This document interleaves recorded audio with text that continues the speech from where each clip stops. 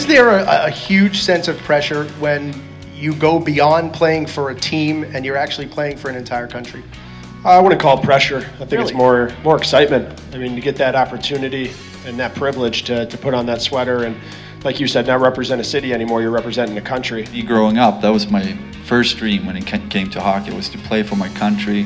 It was the first time I watched hockey. It was the national team playing in the Olympics. So if you couldn't be a hockey player, but you couldn't be a golfer either what sport would you play or what would you do for a living? Brian, start with you. I'd definitely try and play a sport. I don't think I'd be a very good real-life adult. Probably soccer.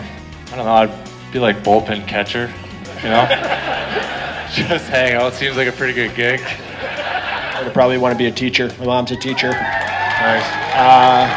Really respect what she did with her students and her kids. So I think a police officer is pretty cool, being honored to protect the people and kind of go to work and have a purpose. I'd love to be a tennis player. I try not to break as many rackets as you do when I play, but...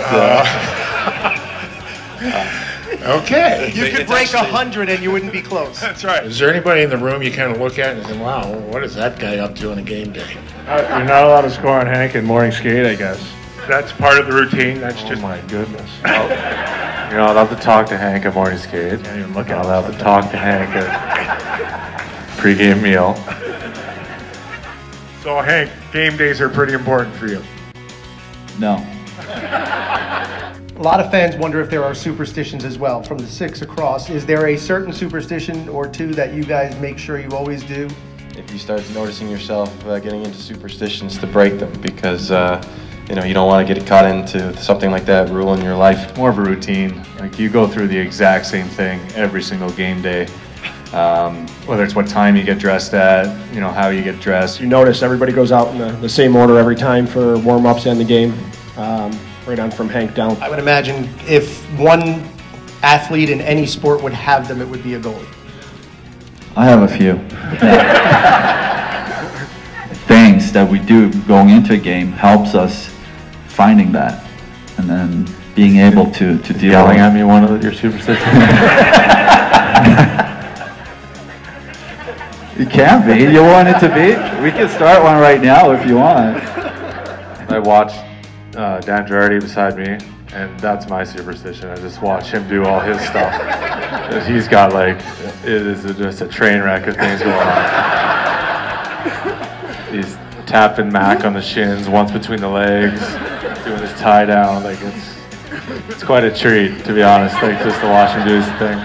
You have to carpool out to Westchester. Do you have to drive, or is there one guy you say, I'm not driving with that guy? Drove Stalsey home the other day. That was a treat. Said about 9 words the whole way home. So it was like driving by yourself. Yeah. Same thing. He said thanks at least. I was tired. Half hour up and half hour down where I reflect over a lot of things. So It's supposed to take 50 minutes. Yeah, really, half hour. According to the map, I was just it's a gonna ask 50-minute ride. No. Yeah.